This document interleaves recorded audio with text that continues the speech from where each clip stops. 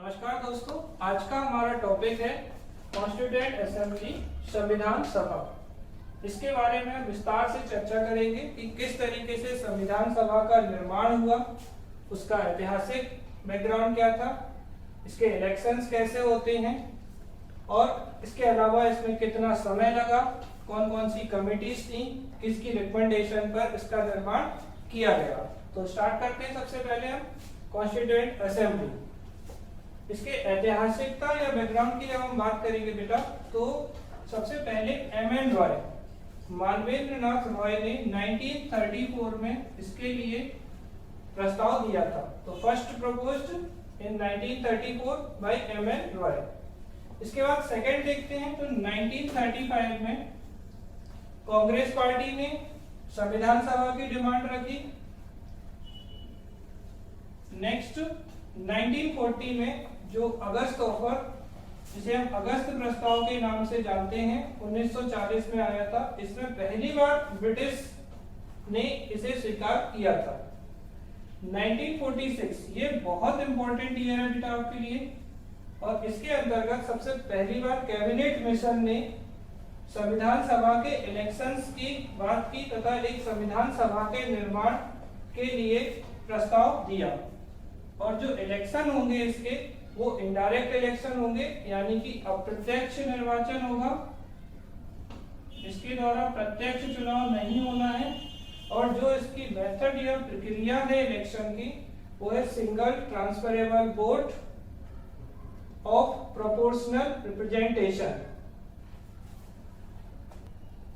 तो इस तरीके से बेटा हमने देखा कि इसका जो बैकग्राउंड है उसके अंतर्गत क्या क्या हुआ। सबसे पहले 1934 में एम.एन. रॉय ने पहला प्रस्ताव रखा।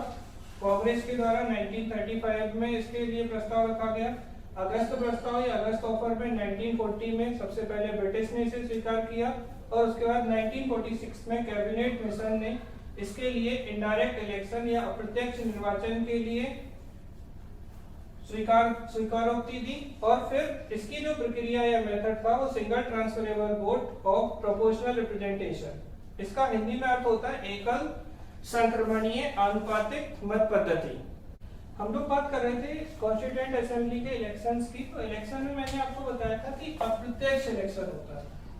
थोड़ा इसको अच्छे से आप समझिए कि अप्रत्यक्ष इलेक्शन का मतलब क्या है। जैसे हम लोकसभा और विधानसभा के लिए देखते हैं, तो हर व्यक्ति जो 18 वर्ष या उससे अधिक का होता है वो वोट कर सकता है। 18 ईयर है। पहले ये जो एज थी वो 21 ईयर थी। और 61वें संविधान संशोधन 61 कॉन्स्टिट्यूशन अमेंडमेंट एक्ट के द्वारा इस एज को कम कर दिया गया और 18 ईयर कर दिया गया। 1989 में आया था ये एक्ट।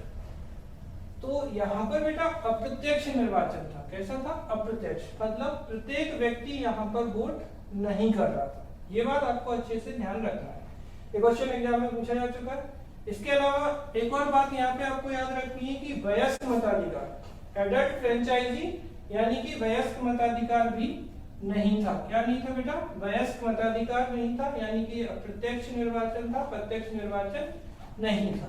अब हम बात करते हैं composition of the constituent assembly, संविधान सभा के संगठन की। तो संगठन में हम देखते हैं कि टोटल नंबर ऑफ सीट्स जो थी वो 389 सीट्स थी, जिनमें से 292 सीट्स ब्रिटिश इंडिया यानी कि ब्रिटिश भारत की थी।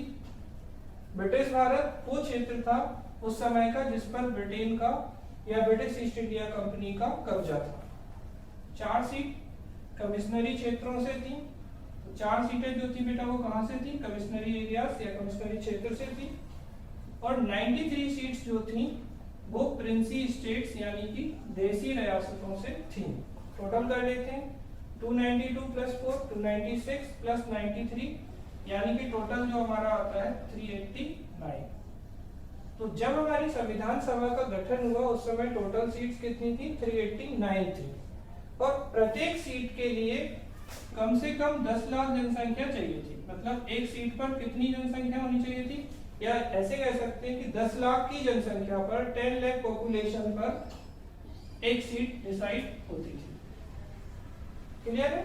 अब बात करते हैं निर्माण हो गया या फिर भारत का विभाजन हो गया, तो पाकिस्तान बनने में हमारे यहाँ पे सीट्स कितनी बची, तो भारत में जो सीट्स बची थी after the partition of Pakistan, sorry after the partition of India, तो इंडिया के विभाजन के बाद भारत की जो सीट्स थी या फॉर्मेशन ऑफ पाकिस्तान, तो ये जो सीट्स थी वो 299 थी। तो इस तरीके से बेटा हमने देखा इसका कॉम्पोजिशन। तो कॉम्पोजिशन ऑफ कॉन्स्टिट्यूएंट असेंबली, इसके अंतर्गत टोटल नंबर ऑफ सीट्स 389, जिनमें से 292 ब्रिटिश इंडिया से, 4 सीट कमिश्नरी क्षेत्र से और 93 सीट्स जो है प्रिंसी स्टेट से। तो टोटल सीट्स 389 और पाकिस्तान के निर्माण के बाद जो भारत की संविधान सभा थी उसमें 299 सीट्स बची थी और प्रत्येक 10 लाख जनसंख्या पर एक सीट डिसाइड होती थी। और जो अप्रत्यक्ष निर्वाचन था यहाँ पर उसमें कौन सा था, तो एकल संक्रमणी आनुपातिक पद्धति से था ये। और इसमें एक चीज जो आपको ध्यान रखनी है वो है वयस्क मताधिकार। ये भारतीय संविधान की महत्वपूर्ण विशेषता है।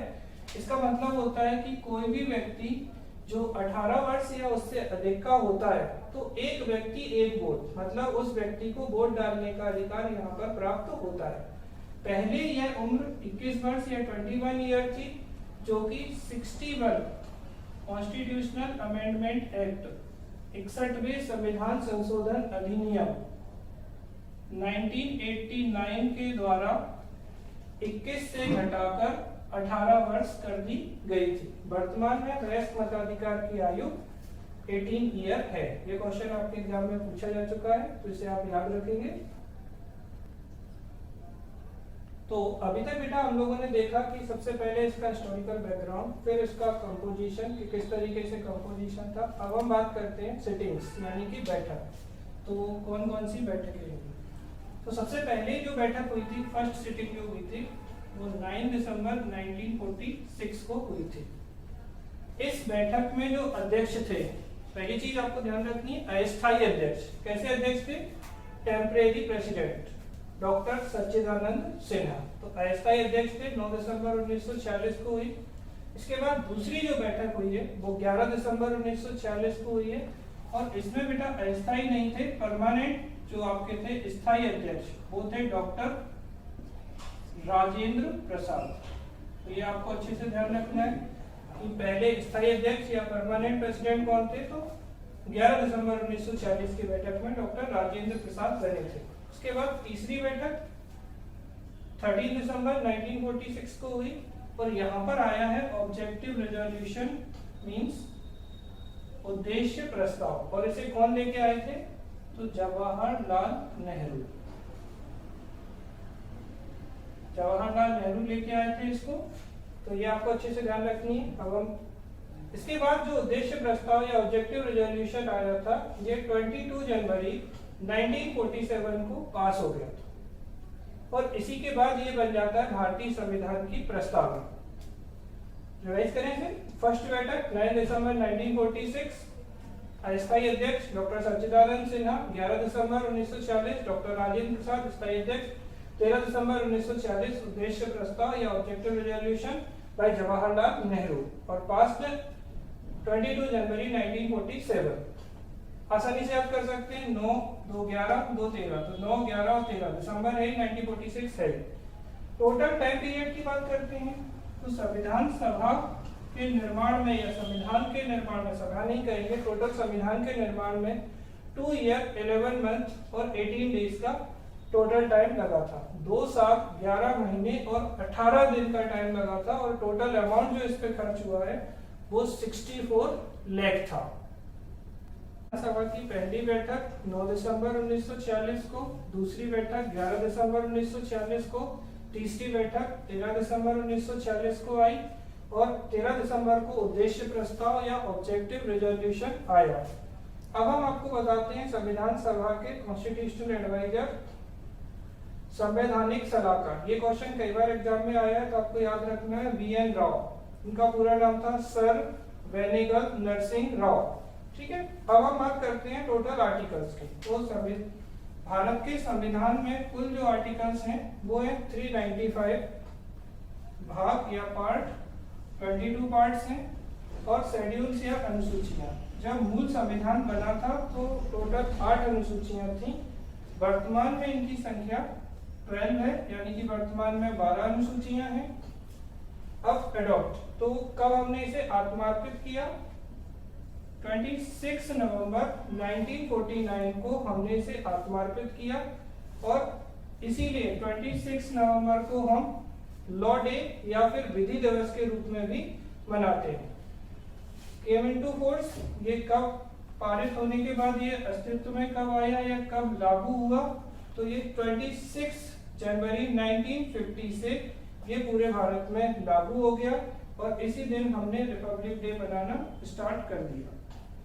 क्वेश्चन उठता है कि भाई 26 जनवरी को ही हम रिपब्लिक डे क्यों मना रहे हैं या 26 जनवरी को ही हमने इसे क्यों लागू किया?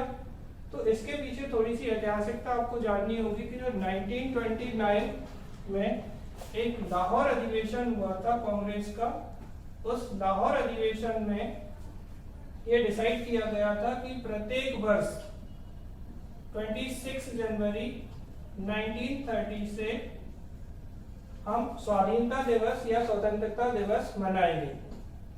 लेकिन 15 अगस्त 1947 को भारत स्वतंत्र हो गया, तो हम इतना इंतजार नहीं कर सकते थे 15 अगस्त से 26 जनवरी तक, तो हमने यहाँ पर स्वतंत्रता दिवस तो 15 अगस्त को ही मनाना शुरू कर दिया।